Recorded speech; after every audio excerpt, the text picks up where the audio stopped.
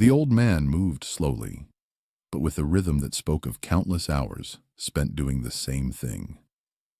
His name was Joe Martin, and he was meticulously sweeping the dusty floor of a small, local boxing gym in Louisville, Kentucky. Each stroke of the broom was precise, a habit ingrained over decades. The air was thick with the smell of old leather, sweat, and something else. Something like forgotten dreams. Sunlight struggled to break through the grimy windows, casting long, weak shadows across the worn canvas of the ring. He was 98 years old, and this gym, this routine, was his life. Just then, the door creaked open, letting in a blast of fresh air and a loud, confident voice. A young boxer, still buzzing from a recent minor win, strutted in. He was all swagger and bright new gym clothes. "All right, everyone, another knockout for the books," he announced to no one in particular, his chest puffed out. He spotted Coach Martin in the corner, still sweeping. The young man's smile faded a little, replaced by a look that was part surprise, part pity. "Still here, old man," he muttered, loud enough to be heard. "Thought you'd be long gone." His tone was dismissive, almost mocking, a clear sign he didn't care much for the coach's long history. He just saw an old guy in the way. I watched from the back, my hands clenched, but I kept my face still. My gaze was steady, taking it all in. A quick glance around the gym showed a small, nearly empty trophy case. It stood in stark contrast to the grand achievements the coach must have fostered over the years. Inside, a single tarnished medal glinted faintly, a quiet reminder of forgotten glory. It felt like a punch to the gut seeing that. This place, once a home for champions, now looked like a ghost of its former self. The neglect was almost physical. It was clear that the young boxer had no idea who he was talking to or what this place really meant. He probably thought his small win was a big deal, but he hadn't seen true greatness. Sometimes, the greatest champions are forged not in victory, but in forgotten corners. My hand tightened into a fist, almost without me realizing it. A silent resolve hardened my expression. I knew what I had to do. This couldn't stand. This disrespect, this forgetfulness, it was wrong. This place, this man, deserved more. Much more. An idea started to form.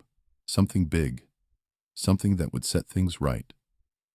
Before we continue, subscribe to the channel and tell us where you're watching from in the comments. To understand how a man could be so disrespected, you have to go back to the beginning, to the vibrant and complex Louisville, Kentucky of the mid-20th century. It was a city humming with life, but also divided by unspoken lines. The neighborhood where a young Cassius Clay grew up was a world unto itself. Jazz music often drifted from open storefronts, mixing with the rich smell of soul food cooking in kitchens and diners. Kids played stickball in the streets, their laughter echoing between the closely packed houses. It was a place where family was everything, and respect wasn't just a word, it was a way of life. Everyone knew everyone, and a person's reputation mattered more than anything else. In this tight-knit community, Coach Joe Martin was a pillar. By day, he wore a police uniform, patrolling the streets, keeping the peace. But when his shift ended, he traded his badge for boxing gloves, becoming a coach at the local gym. This gym wasn't just a place to learn how to punch, it was a sanctuary. For many young boys, it was a refuge from the harder realities of life outside its doors. Inside, discipline was king, respect was earned, and hard work was the only path to anything worthwhile. Coach Martin taught them more than just how to box. He taught them about themselves, about pushing through when things got tough, about standing tall. It was into this world, that a scrawny, energetic 12-year-old Cassius Clay tumbled one day. His bicycle had been stolen, and he was furious, ready to find the thief and give him a piece of his mind, or perhaps a piece of his fist. He stormed into the police station, demanding justice. That's where he met Officer Joe Martin. Martin, seeing the fire in the boy's eyes, the raw energy that needed direction, suggested he channel that anger into something productive. He invited Cassius to the gym, offering him an unexpected path, a different kind of fight. Cassius, all quick wit and restless limbs, took him up on the offer. His early days at the gym were tough. Coach Martin was strict, demanding endless drills, perfectly executed jabs, and constant footwork. He pushed Cassius to his limits, but he also saw the spark, the incredible potential simmering beneath the boy's bravado. It wasn't just about throwing punches. It was about learning humility, about perseverance when every muscle screamed to quit, and about believing in himself even when others doubted. Coach Martin taught him that true strength came from within, from a disciplined mind as much as a powerful body. But even in those early days, the shadows of the outside world sometimes crept in. Racial tensions were a constant hum beneath the surface of everyday life. The gym, though a haven, couldn't completely shield them from the broader societal challenges. It was a place where boys, regardless of color, could find purpose, could feel seen and valued. It offered an escape, a sense of belonging, and a chance to prove their worth in a world that often tried to tell them they had none. Coach Martin, with his steady hand and unwavering belief, was the anchor in that storm, shaping not just boxers, but young men. His quiet guidance was setting the stage for a legend, even if no one knew it yet. As Cassius Clay, soon to be Muhammad Ali, started to win more and more, the subtle shifts in his relationship with Coach Martin began. It wasn't an immediate break, but a slow, almost imperceptible drifting apart, like two boats untethered in a gentle current. The young boxer was a rising star, and with that came new people, new opportunities, and new pressures. Managers and promoters, with their slick suits and grand promises, started to circle. They talked about bigger gyms, more prestigious trainers, and a path to greatness that seemed to stretch far beyond the modest walls of Coach Martin's gym. These new voices, louder and more insistent, slowly pulled Ali away from his humble beginnings. He was caught in a whirlwind, a powerful force that lifted him higher and higher. In that rapid ascent, some things got left behind. Not out of malice, but simply because the pace was too fast, the demands too great. There were instances, small at first, that started to create a distance. A promised visit to the old gym that never materialized, forgotten in the blur of travel and training camps. A public acknowledgement of his first coach that was perhaps planned, but then overlooked amidst the clamor of a press conference, the flash of cameras, and the roar of the crowd. These weren't deliberate slights, but the consequences of a young man propelled into a world far bigger than he could have imagined. Coach Martin, observing from his quiet corner, watched it all unfold. There was immense pride, of course.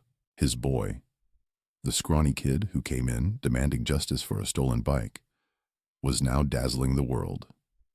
He'd see Ali on television, hear his name shouted in headlines, and a warmth would spread through him. But beneath the pride, there was a subtle, unspoken melancholy. He understood the demands of fame, the pull of new advisors, but a part of him still held on to the simple days, when it was just him and Cassius, working on footwork and jabs in the dusty gym. He was seeing his protege move beyond his immediate sphere of influence, becoming a global figure. And that came with its own kind of quiet sorrow. These small, seemingly insignificant slights started to accumulate over the years.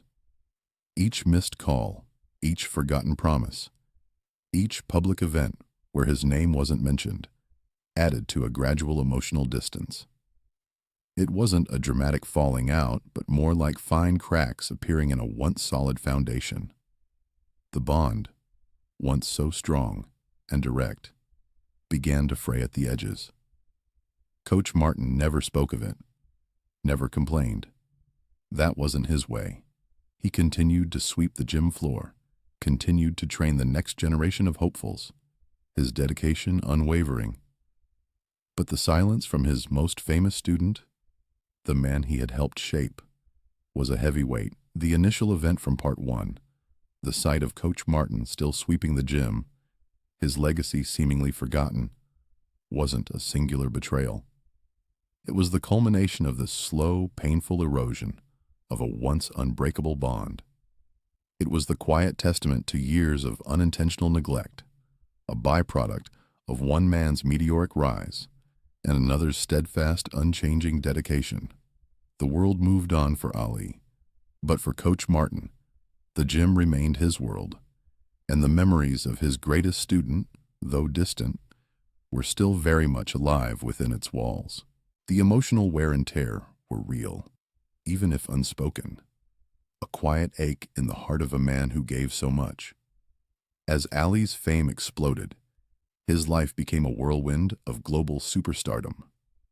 He was no longer just Cassius Clay from Louisville. He was Muhammad Ali, a name that echoed across continents. Iconic fights against Sonny Liston, Joe Frazier, and George Foreman became legendary. He wasn't just a boxer. He was a cultural force, a figure who challenged norms and spoke his mind, even when it cost him dearly. His political stances, his conversion to Islam, his refusal to be drafted into the Vietnam War, all these made him a symbol, a lightning rod for both adoration and controversy. The pressure on him was immense, a constant, blinding spotlight that never dimmed.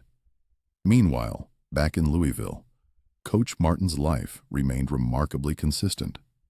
His dedication to the local gym never wavered. Day in and day out, he was there, training new generations of aspiring boxers. The faces changed, the names were different, but the lessons remained the same. Discipline, respect, hard work. His legend, though, was slowly fading from the public memory, overshadowed by the dazzling glow of his most famous student. He was a quiet fixture in the community, a man who consistently showed up, teaching kids how to jab, how to move, and how to carry themselves with dignity. The community watched, and whispers often followed. Friends and family members would quietly comment on the perceived distance between Ali and his first coach. Ali forgot where he came from, some would say, a hint of disappointment in their voices. Others defended him, understanding the impossible demands of his life. But there were unspoken expectations, subtle judgments on both sides. People expected Ali, the champion, to remember the man who first put gloves on his hands, and they expected Coach Martin, the stoic mentor, to be recognized for his foundational role. This created an undercurrent of unspoken tension, a silent narrative playing out beneath the surface of everyday life. Ali, for his part, was likely caught in his own internal struggles during this period. The weight of the world was truly on his shoulders. Every move, every word was scrutinized. The constant demands from managers, promoters, media, and fans left little room for personal reflection, let alone revisiting old ties. Perhaps a fleeting thought of his old coach would cross his mind, a pang of nostalgia for simpler times, quickly overshadowed by more immediate concerns. An upcoming fight, a political statement, a family obligation. The sheer momentum of his life carried him forward, often at the expense of looking back. The atmosphere in Louisville often reinforced this psychological weight. The humid Kentucky summers hung heavy, and the echoing emptiness of the gym at night, after the last boxer had left, seemed to amplify Coach Martin's solitary existence. The distant sounds of city life, cars passing, faint music from a nearby bar, highlighted the contrast between his humble, unchanging reality and Ali's dazzling world. Ali was flying first class around the globe, shaking hands with presidents and kings, while Coach Martin was still sweeping the same dusty floor, a testament to his unwavering commitment to a place that felt increasingly forgotten by the very man it helped create. The chasm between their lives grew wider with each passing year, a stark and undeniable truth. Years later, after his fighting career was behind him and Parkinson's disease had begun its slow, relentless march, Muhammad Ali found himself with more time for quiet reflection. The roar of the crowds had faded. The political battles were largely fought, and the constant demands of superstardom had lessened. He was no longer the whirlwind of energy he once was, but a man grappling with his own mortality, looking back at the incredible journey he had traveled. It was during this period of introspection that his thoughts increasingly turned to the people who had shaped him, especially in the early days. The catalyst for his return to his roots wasn't a grand revelation, but a quiet, almost mundane occurrence. He was in Louisville, visiting family, when he overheard a conversation at a local diner. An old friend, a man who had known both Ali and Coach Martin since they were boys, was talking about the gym. "Joe's still there, you know," the friend said to someone else, "sweeping floors, teaching kids. 98 years old and still opens that place every morning." The words hit Ali with an unexpected force. 98, still at the gym. A wave of nostalgia, thick and heavy, washed over him, quickly followed by a sharp pang of something akin to regret. How could he have let so much time pass? How could he have allowed himself to become so distant from the man who had first believed in him? The decision was made almost instantly. Ali, accompanied by a small, discreet entourage, made the journey back to his old neighborhood. The familiar streets of Louisville had changed, as all places do over decades. New buildings stood where old ones once were. Shops had come and gone. But the fundamental character of the community, the spirit that had shaped him, still felt present. As the car drove through the familiar avenues, memories flooded his mind, playing stickball, running from bullies, the smell of his mother's cooking. Each corner, each tree, seemed to whisper tales of his youth. Finally, they approached the old gym. It looked smaller than he remembered, a bit more weathered, its paint faded, but it was undeniably the same building. The sign, though chipped, still bore the faint lettering, Columbia Gym. Ali asked his driver to stop a block away. He needed to approach it on foot, alone. He walked slowly, his steps more deliberate now, the familiar tremor in his hand noticeable. As he got closer, he saw the main door was ajar. Through the opening, a shaft of sunlight cut across the dusty interior. And there he was, Coach Martin. He was significantly older, his frame thinner, his movements slower than Ali remembered, but he was there.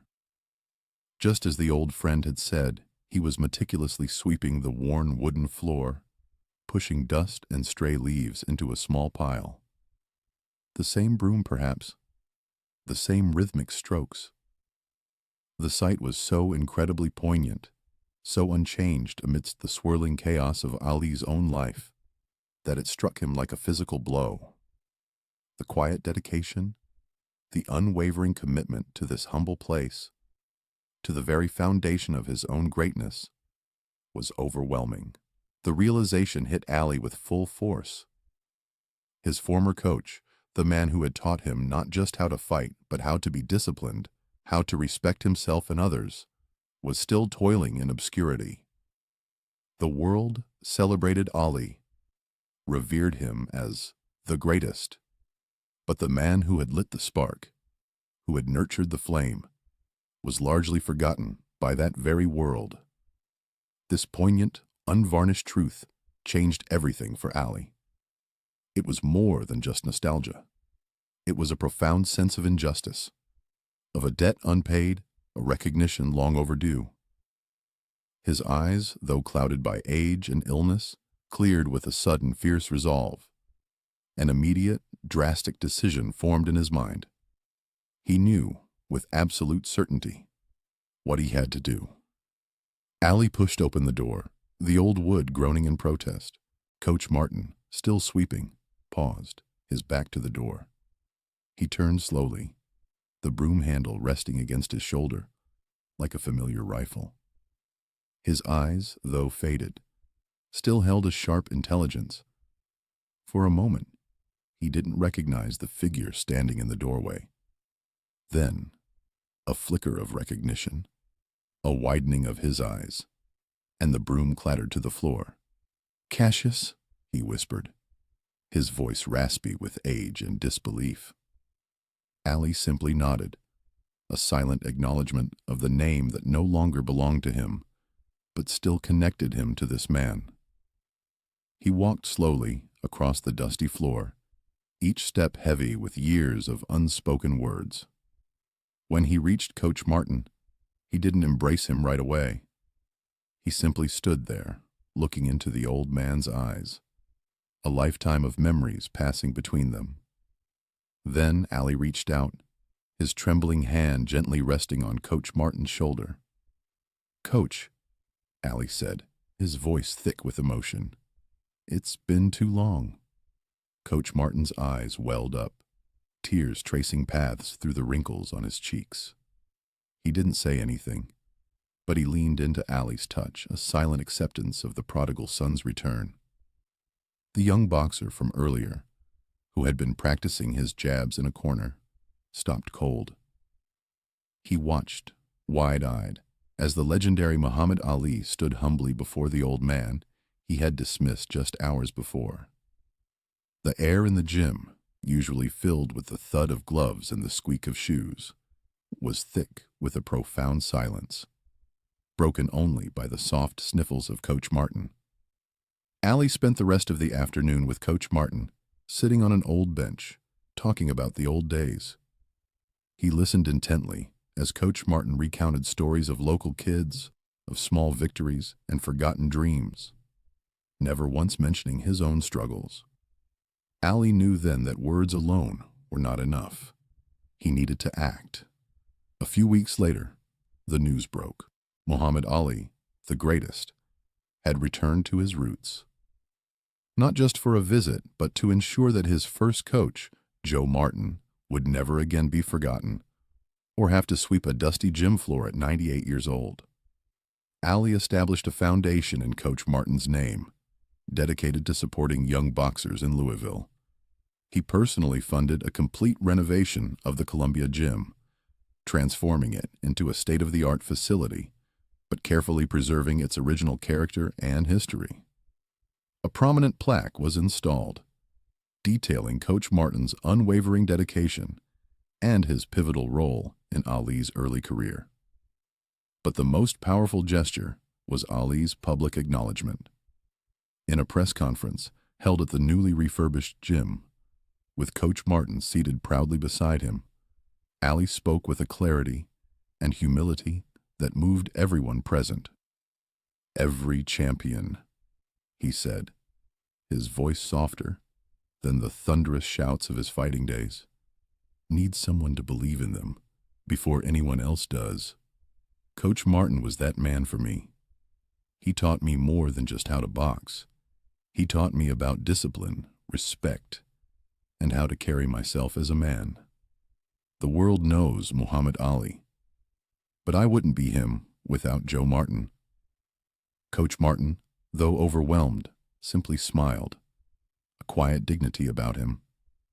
His legacy, once confined to the whispers of a few old-timers, was now etched into the city's history, recognized by the very legend he had helped create. His moral victory was complete, a testament to a life lived with integrity and unwavering commitment.